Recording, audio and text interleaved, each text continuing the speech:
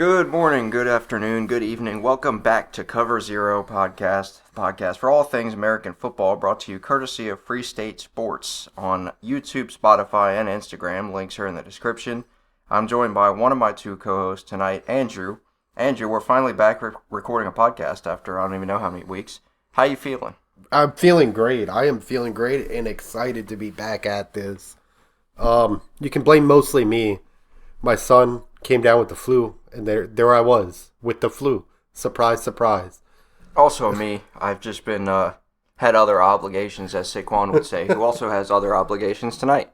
So everybody's just had a lot going on. But we're back with what we're going to call our final episode for football, for the Cover Zero stuff, for a little while at least until we come back. We will be back at some point.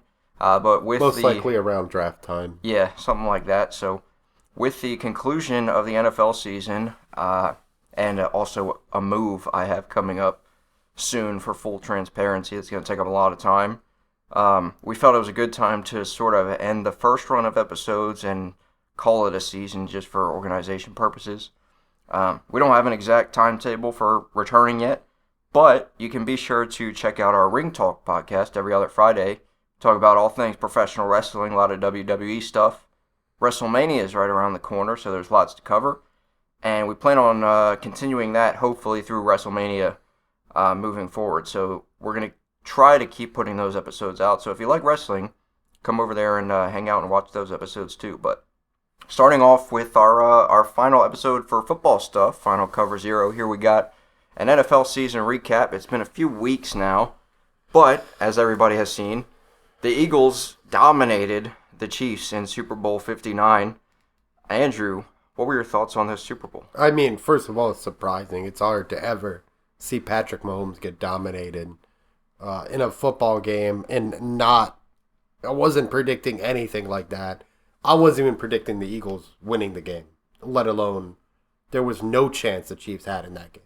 Yeah. From start to finish, it was Eagles football. And it was controlled on all facets of the game. They excelled on defense. They excelled on offense and special teams. They had Patrick Mahomes looking like Andy Dalton out there. Yeah, I don't think I've ever seen a defense make Pat Mahomes look how he looked in that game. Eagles were just the better team all the way around. Let's talk about some stat lines. First downs in that game. The Eagles had 21 first downs to the Chiefs' 12 first downs. That's nearly double. That's insane.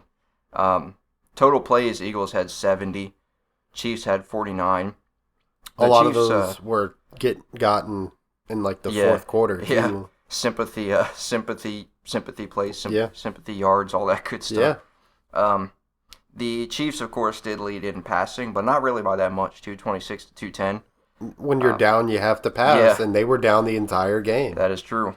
Yeah, but the rushing game, where there's a big difference. Of course, the Eagles and Saquon Barkley, 135 yards rushing to 49 yards rushing from the Chiefs.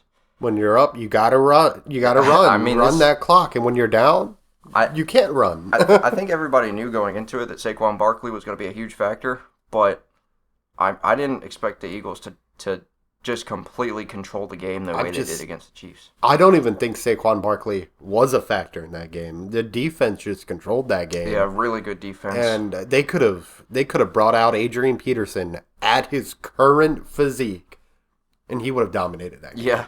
Yeah. I don't think the Chiefs were prepared for the Eagles. Early on, before the season started, when we did our way too early predictions, if you haven't seen that episode, go check it out. But the Eagles were actually one of my Super Bowl picks. The other one, was our Baltimore Ravens. We're not going to talk about that. But one of my two picks made it to the Super Bowl, and they ended up winning. And I said early on that I thought their defense was going to be impressive this year, and they kind of started off a little slow defensively, but boy, did they really put it together when it mattered. So defense looked really good. Eagles just controlled the entire game. Congratulations to the Philadelphia Eagles for concluding the 2025 season as the Super Bowl champions. Absolutely. And God bless the city of Philadelphia, because the way those fans act when they win a Super Bowl or win anything at all is insane. A lot of crazy stuff happening over there. But the team, I'm a fan of the team. I don't mind the team. The fans are, yeah, that's neither here nor there.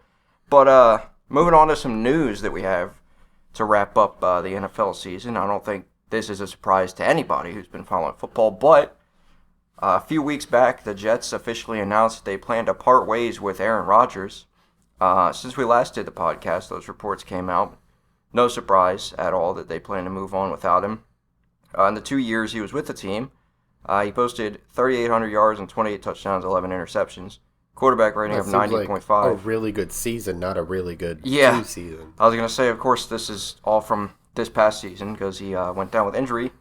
What was it, his first snap or second snap it was he ever played? His first pass. He took 3 snaps. 2 of them were run plays, and then his first pass he came down with an injury. Very interesting tenure in New York over there for Aaron Rodgers. Only played 1 season. This is the only thing that came out of Aaron Rodgers in New York. I'll be honest with you. We know the Jets still suck. Yep. We know that's it. We don't know if Aaron Rodgers is good or bad. Yeah. I think Aaron Rodgers is still a very viable option at quarterback, personally. I think he's still above average. 28 touchdowns isn't bad. How much is that is a testament to how bad the Jets organization is. Yeah, that's fair. I mean, I got to ask you, Andrew, what do you think is next for Aaron Rodgers? But also, what do the Jets have to do next, aside from everything? Especially for Aaron Rodgers, I think he's going to play another season. He's got a lot of options out there. He does. The Steelers are looking for a capable quarterback. Mm. You have the Saints looking for a capable quarterback. The Raiders looking for a capable quarterback. He'd be an interesting fit in Vegas, especially seeing him come from the Jets. I think that's actually a kind of a step up for an organization. And the Raiders are focused on... they've really been picking apart their whole organization, so they're really focused on that rebuild. Yeah. That's a very real possibility. Yeah. So there's a lot of options. If he can clean up his personality, which isn't going to happen. Yeah. He can be likable again. But I think last year, this could be his last year. Mm. And I'm just saying that if he sucks, then he's definitely probably going to hang up the cleats. Yeah. If he's good and takes them to a Super Bowl, he's hanging up the cleats. Yeah. The only way I could see him not do it is if he's decent enough to make the playoffs, decent enough to make a deep run and come up short. Maybe he'll play one more season. That's fair. Yeah, I think he's still got some gas in the tank. I would like to see him just humble himself, like you said, and fix his personality issues and just fall back to who he was in Green Bay before, the days leading up to the departure. In terms of the Jets, you really got to start off back at ground zero. You have a pretty good wide receiver in Garrett Wilson. Yeah. You have a standout cornerback in, what's his name? I'm killing myself with it. Sauce Gardner. Sauce Gardner, thank you. Yep. And then you have a really good running back in the backfield. The Jets have some tools, but they don't have a quarterback. Yeah. And they're going to continue not to have a quarterback. They're not going to be able to get the best quarterback in the draft unless they make a blockbuster trade. But I don't see that on the table here. Right. Yeah, that's fair. I like you said, they have all the pieces except for that quarterback, but they made a lot of interesting decisions. If I remember correctly, didn't they get rid of their head coach and their GM this past season? Yeah. So they got rid of those two while Aaron Rodgers was there, only to get rid of Aaron Rodgers too, and now they're in shambles in terms of leadership all the way around. The Jets are back in rebuild mode, and it feels like they just got out of rebuild mode, and they've been in rebuild mode this entire decade. It feels like they went into rebuild after rebuild, and they just panic every single time. Yeah, their best quarterback is still Mark Sanchez. Mm-hmm. Can't even say Aaron Rodgers because he didn't do anything with him. Yeah. I mean, you have Aaron Rodgers, and you still can't be a winning football team. Yeah. I think it's time to look at other contributing factors as an organization. Yeah. But speaking of news, we also have some pretty big news here. Myles Garrett is not interested in contract talks with Cleveland. It's been reported that the star edge rusher's agent shut down contract talks completely with Cleveland and that he wants to play elsewhere. Early reports suggest that the Washington Commanders are making a strong push for him. I know where I think you and I both want to see him, but Andrew, where do you think he might land? I believe he requested a trade to conclude this season. Mm. He's still under contract. So the options are release him or trade him. Yeah. They're not going to release him. It's going to be too much of a pay cut for no return. Right. They would get a compository pick, but that's not worth it for Myles Garrett. So it's going to be a trade. Obviously, the Browns are not going to trade within the AFC, period. Yeah. They're not going to trade within the AFC North. They're not going to trade West, East, South. Nowhere in the AFC. So it's most likely going to be an NFC team. If the Eagles want to make another Super Bowl run, I would very much look at Myles Garrett. That would be a good fit. I don't think they have the draft capital to pull that off. That's First fair. round picks are great, but the 32nd pick of the draft, not so great. Yeah. Yeah, it's going to take a lot to nail down Myles Garrett. Yeah. I would love to see him, as you mentioned, with the Commanders. The Commanders lack that X factor on the line ever since they had to purge their team a few seasons ago.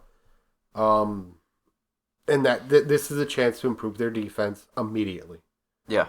Or, this is another option. Trade to the Commanders and trade them to the Ravens. No, I'm kidding. Yeah. That's my dream option. Yeah, I would love to see him play for us, as unlikely as that is, but he would be a good fit with the Commanders as well. Oh, yeah. This is already such a crazy offseason. Yeah, a lot of key things. Myles Garrett. I mean, you got Mark Andrews on the move for the Ravens, possibly. Yeah. It's going to be hard to see him go, even though we just watched him drop a game-tying 2-point conversion. Yeah. Yeah, it'll be interesting to follow. He's definitely going to be a key piece wherever he goes. So yeah, whoever gets him is going to have a hell of a player. A stud. Yeah. But speaking of the Commanders, actually, I believe this news broke yesterday, if I'm not mistaken. Deebo Samuel has been traded to the Commanders for a fifth-round pick. He only put up 670 yards this past season, 3 touchdowns. Hasn't had a 1,000-yard season since 2021 when he posted 1,400 yards. Andrew, who do you think won this trade, the 49ers or the Commanders? I'm not going to be that type of guy that immediately craps on a receiver just because they haven't produced. There's a lot of factors for being a good receiver in the NFL. Mm-hmm. And it can come down to who's in the backfield at the running back and who's at the quarterback. Mm-hmm. The 49ers were dealing with a multitude of injuries on their offense last year. I mean, Christian McCaffrey was gone pretty much the whole season. Right. Brandon Ayuk was inconsistent and injured. And that left Deebo having to be the primary target. I don't think Deebo should be the primary target. He's not going to be the primary targeting on the Commanders. Right. It's going to be Scary Terry. Yeah. Scary Terry coupled with Deebo could spell problems. Yeah, that's what I was thinking too. I was thinking the same thing. So I think the Commanders absolutely won this. Even if Deebo turns out to bust, you only wasted a 5th-round pick on him. I couldn't agree more. 5th-round pick actually shocked me that they let him go for that much. But I think that it's clear to me that the Commanders have won the trade. Like you said, pairing him with Scary Terry could be a very deadly combination. Some would say it's scary. Some would say that. But I'm also not somebody that's going to crap on somebody because they haven't produced astronomical numbers recently. He's proven that he can do that. So I'm excited to see what a new team will bring him, especially a team that's on the come-up the way that the Commanders are. So yeah, that'll be fun to watch. You mean a rookie in the NFC Championship game? Yeah. And, with that said, they have a competent guy at quarterback now. So yeah, that'll be, I think that could be a good fit for him and for the Commanders as well. So that'll be fun to follow. The NFL honors have happened since we last did the podcast. Again, it's been a little while since we did it. So there's some news that I'm sure everybody has already heard by now. But let's go over some of the honors winners and talk about our thoughts on them. So the MVP ended up being none other than Josh Allen. There was a lot of talk leading up to it on whether it would be Lamar or Josh or even Saquon. Andrew, do you think the right person won MVP this year? Listen, Josh Allen had a phenomenal season. I think Lamar Jackson was gypped, and I think he was only gypped because of him winning it last year. Mm-hmm. I'm glad Josh got an MVP nod, but it honestly to me feels empty. Yeah. Yeah, I would agree with that. I'm not mad at it. It's funny. I think me and Saquon were actually talking about how last year I felt that it could have gone Josh Allen's way. Some could argue that maybe it should have, but this year I thought it would have been Lamar. Again, I'm not mad at it either way, but it's just interesting the mix up between the two from last year to this year. Either way, I'm happy to see Josh Allen win himself an MVP. He's definitely a high caliber player, so it would be hard to argue that he doesn't deserve it. But heading over to Coach of the Year, this was actually a guy that you predicted, if I remember correctly. Kevin O'Connell from the Vikings. How do you feel about that? He had to overcome so much adversity just to get to the playoffs. Losing your quarterback in the preseason is no easy task, and most coaches would be fired by week 4, honestly. Yeah. Kevin O'Connell held tight and brought the Vikings to a powerhouse team to the point where people were vying for them to win the Super Bowl. I didn't buy into it, but I bought into Kevin O'Connell, and I think that he's going to be in contention for it next year, too. I would agree with that. Hard to disagree with that. Kind of a coach that flew under the radar, but as you noted, a lot of impressive things came from Kevin O'Connell this year, so it's cool to see him win that award. The comeback player of the year is also one that you predicted, Andrew. Joe Burrow won comeback player of the year. What do you think of that? I mean, there was really no other choice this year. As I've mentioned prior on the podcast, ever since Joe Flacco won, they changed the rules that you have to be coming back from an injury or like specific circumstances, and coming off the bench is in a specific circumstance that disqualified Sam Darnold. Joe Burrow had an amazing season that if it wasn't for a bad defense and a bad line, he would have been MVP. He would have been the front runner. But sadly, how can you be the MVP when your team's not even in the playoffs? Right. So I have nothing but respect for Joe Burrow and what he's done with the Bengals organization. I agree with all that. He also, like we talked about in the last episode, ended up being the passing leader for the NFL this year, and his teammate Jamar Chase ended up being the Triple Crown winner at wide receiver. So I really hope, they're in our division, so as a Ravens fan, I don't want to see them succeed, but as a football fan, I would love to see the Bengals turn something around over there because they got a lot of talent. Joe Burrow is at the helm of that, so cool to see him win himself an award as well. I think he'll be a future MVP winner himself at some point in the future. Offensive Player of the Year, none other than Saquon Barkley. Is anybody surprised by that? No, not surprised at all. Not at all. If he didn't win MVP, he had to win something. Posting, I think he broke over 2,000 yards, I'm pretty sure. He was coming up on the record, and then he ended up, I think, getting pulled from that game, or didn't start that game, or something like that. So I don't think he broke the record, but I'm pretty sure he was over 2,000. He was over 2,000. He came up 100 yards shy of the record. Yeah. So I was really rooting for him to break that, but either way, he had a phenomenal season. And, of course, Super Bowl winner now, so he's on top of the world. Yeah.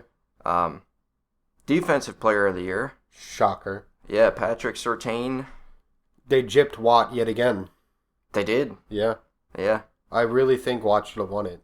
That man is a menace to society. And that's practically 2 years in a row. Mm-hmm. No offense to Myles Garrett, but yeah, Watt is dominant, and he doesn't get enough respect for it. He doesn't. I would agree with that. But Surtain is also dominant. I love that guy. Mm-hmm. Great cornerback, shutdown corner, and he did battle some beasts. Anytime you have to line up against Jamar Chase and you hold him to 27 yards, that's a great player. Yeah, definitely. Hard to argue that he doesn't deserve it, but also you make a very good case for Watt as well. But on to Offensive Rookie of the Year, of course, one that I was high on early on in the season, Jaden Daniels. Again, I don't think anybody's surprised by this one. No, I'm not surprised at all. I think he was the only option. Mm-hmm. A lot of quarterbacks kind of ended up surprising me coming out of the draft. I didn't think he was that strong of a class, but Bo Nix kind of put it together a little bit more than I thought he was going to. Jaden Daniels looked good. Jaden Daniels looked phenomenal. He's just leagues above a lot of the rookies that came in this past year. So I'm excited to see what the future holds for him. I think he's another guy who's going to win MVP at some point. And Defensive Rookie of the Year, Jared Verse. I don't know much about Jared Verse. You know anything about him, Andrew? I know that he plays for the Rams. Yeah, I didn't. I don't think I kept up with him too much. But if I pull up his stats here, let's see. He had 4.5 sacks, 66 tackles, 2 forced fumbles, and 2 fumble recoveries. That's not bad. He was the only Ram Pro Bowl selection. Mm. I didn't know much about the other defensive rookies. I thought for sure it might have been Quinyon Mitchell. Yeah, that's one. Yeah, he was my favorite pick coming into this season. So, but it's really hard as a cornerback to win accolades like that when you're not putting up interception numbers. That is true. Even though I don't think interception numbers are really a cornerback stat. Yeah, I mean that's fair. All fair points. But there was another topic that you wanted to discuss, Andrew. I think you might be a little passionate about. That's the Pro Bowl. Tell me how you feel about the Pro Bowl. I hate it. I hate it. And there's so many people online. I wish the Pro Bowl would go back to the way it used to be. No. Let's abolish it. Yeah, Let's just be done with the Pro Bowl. I agree. You know, it's not... What they have now is the worst iteration of the Pro Bowl I've ever seen. What they had before was a terrible iteration of the Pro Bowl. Yeah. Nobody cares. Lamar Jackson doesn't show up to it anymore. Tom Brady stopped showing up to it when he was in the prime of his career. Yeah. Because who cares? Yeah. Who wants to risk an extra game where you get injured? So you play half-hearted. Mm-hmm. And that's the problem. You're out there playing half-hearted. And then some rookie's trying to make a name for himself, injuring people out there. Yeah. And then you have flag football now? You really think I'm going to waste my Sunday watching flag football? Opposed to, I don't know, touching grass? Taking my son for a walk? Yeah, I don't know. The games are cool to watch on Instagram. Yeah, that's pretty much how I watched it. But other than that, I didn't even watch the Pro Bowl. And I implore anybody upset about the Pro Bowl to stop interacting with posts that involve the Pro Bowl. I would agree with that. Because there's going to be no change unless the NFL sees numbers. Stop watching the game. Stop liking their posts on Instagram. Stop commenting how much the Pro Bowl sucks. Because any publicity is good publicity for a conglomerate like the NFL. That's right. Think they give a shit? No, they don't. They don't. Stop watching the Pro Bowl and your life will be happier. Think about it as, hey, we got 1 week into the Super Bowl. Nothing's happening this week. That's what I did. Yeah, pretty much. Yeah, I agree with all that. I don't see much of a reason for it to still be around if they're going to keep dwindling it down from what it was. And even as what it was, nobody watched it back then, and I don't think many people watch it now either. The skills showcase thing is cool and all, but like I could just follow each individual player like on social media and watch them do the shit that they do in the skills competitions on their social media when they train. Yeah. So I don't know. For real, dude. Why aren't they just out there playing Madden against each other? Like a huge Madden tournament, bro. At this point. Because like this is the most annoying thing ever. I do not care. You're gonna invite a guy who's made a living for himself hitting the ever-living hell out of somebody to the Pro Bowl. And you know what? We should clip this. Yeah. Because I'm very passionate about it. You're gonna invite somebody that can hit the ever-living hell out of somebody and be like, all right, go pull a flag. Yeah, right. I'm known for laying people on their ass, and you want me to go pull their flag? It's very weird. Derrick Henry in the Pro Bowl is boring as hell. Yeah. All he's going to do is nothing. The man isn't built to juke somebody out of their shoes. He can, but that's because they're so afraid they're going to get trucked. No one's afraid of getting trucked in the Pro Bowl. Yeah. You're handicapping these players and trying to make it entertaining. It's not entertaining. Yeah, football is a contact sport, so when you take the contact out of it, it kind of, that takes away the whole purpose of the game. For real. Yeah, I don't know. If I wanted to watch flag football, I'd watch flag football. But I'm right. here to watch someone get their fucking head blown off. God damn, I am so sorry for my mouth. This is something I am passionate about. I respect it. I don't disagree. I don't disagree at all. Let us know in the comments how you feel about the Pro Bowl. But moving on, it's Combine season. The NFL Combine recently wrapped up. So we're going to talk a little bit about some numbers. Andrew, I'm going to read off some of the categories, and I want you to tell me number-wise what you think the leader from this year's combine achieved for that category. I want you to tell me what you think the number is. So let's start with the most popular one, the 40-yard dash. What do you think the strongest performance was in the 40-yard dash? All right. So from what I've seen so far, and I haven't looked too deep into the combine, but what I've seen just, baseline research and everything, I believe the strongest leader was a cornerback who there was only like 2 or 3 people that broke sub 230. So I think it was 4-2 like 429, 428.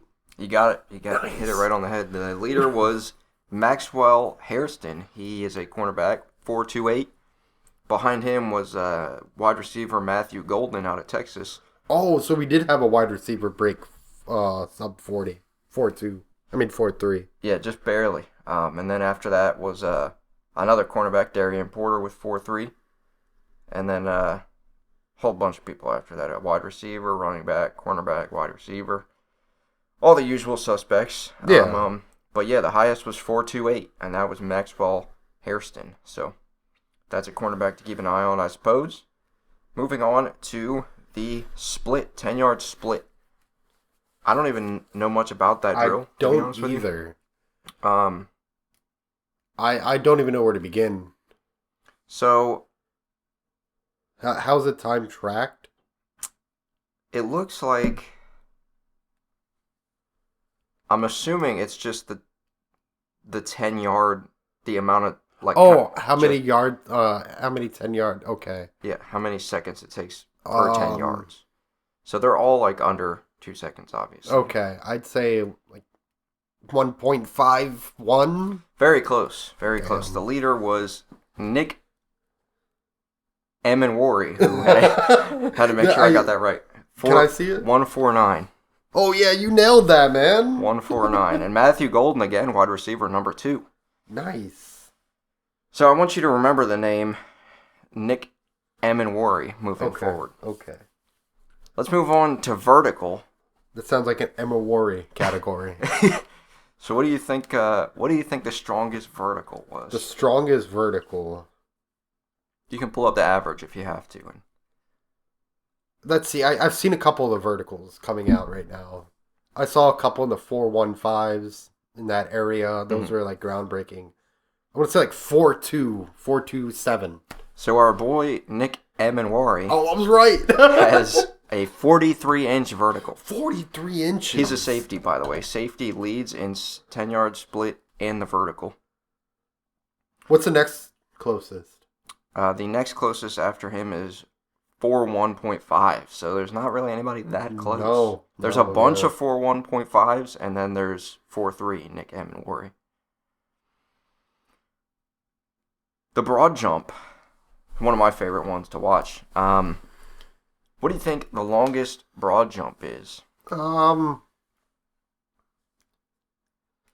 just gonna 11 feet 3 inches.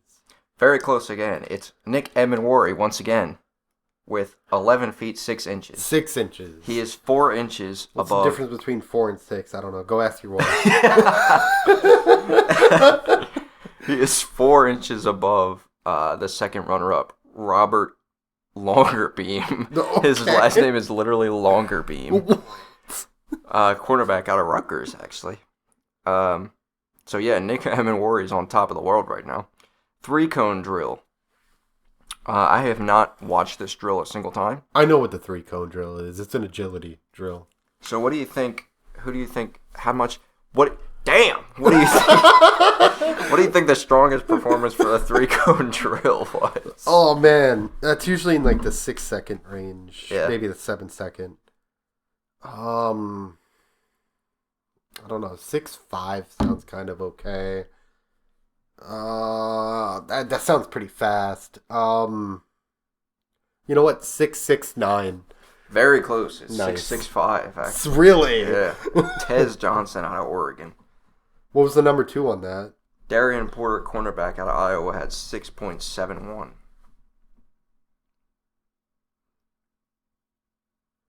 All right, what's next? 20-yard shuttle. Who do you I'm pulling think? up the averages real quick. Who do I think? I don't know. Strongest performance for 20-yard shuttle. I'm going to go 410 here. It's 4.03. That's and it's insanely good. safety Keaton Crawford out of Nevada. Darian Porter, cornerback, is second, who's been in top 3, top 5 in a few of these. On to the final category, the bench press. If this is anything but a defensive tackle or an edge, I'm going to be... So I was going to ask you what position you think this is, and... Okay, well, the fact that you're asking me that makes me think it's not a defensive tackle or an edge rusher. I mean, it could be. You never know. And how many reps you think they did. All right. Since you asked me that, I'm going to actually break this down. I'm thinking either linebacker or tight end. But like a blocking tight end. Like pretty much a lineman. I'm going to go with... trying to think in Madden what a good one is in Madden. Go with like 33. Close. It's 32. Oh man, 32 I reps. busted. I did not. The price is not right, Mike. So the person that won this, hold on, I'm getting an ad. Let me turn the volume off. You need a break from the ad. The person that won this is 6'5", 256-pound Alabama alumni. Jeez. Tight end CJ Dipper, I think is how you say that. It was a tight end. Yeah. I thought he was gonna I really did think like a linebacker.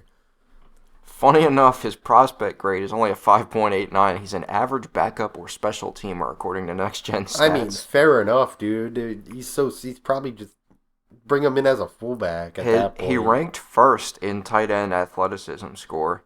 That's and insane. Not great in production score. What a guy. I can't wait for him to get taken in the 5th or 6th round. Yeah, he'll be laying people out for sure. Oh yeah. But yeah, I mean that's all we got. So yeah.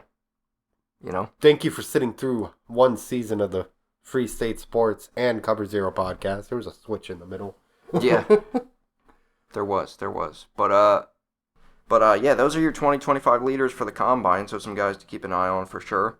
Of course, I think the main guy that I'm looking at is definitely going to be our boy Nick Amenwori at safety, who looks really good. There's a lot of safeties and corners in this draft that look good, and I got my eye on that strong-ass tight end, too. Yeah, we're going to be doing an in-depth analysis closer to the draft, and that's going to be the debut of Season 2 of the Cover Zero podcast, and I can't wait to do that. There's a lot of people I want to see where they end up, and I'd love to have a hand in predicting where somebody ends up. Absolutely. That'll be fun for sure. Who knows what'll come in the next season. We might add some fun little stuff in, so follow us on our social media as well. Links are in the description. And, if there's a stronger demand for us to come back sooner, like in the comments or something, we might come back sooner, Please. If, share, like, subscribe, all that good stuff. Available on Spotify, Instagram, and YouTube. We're about to go film our Ring Talk Wrestling podcast right now. So if you like wrestling, come check those out. Same places you get the if you don't like wrestling, podcast. come check it out. Yeah, come check it out. Give it a chance. You never know. know. Mike, he's listen. gorgeous. Listen when you, on your way to work or while you're at work. If you hate your boss, just put your headphones in and listen. But it's been Mike and Andrew for Free State Sports. We'll catch you in the next one. Thank you for tuning in.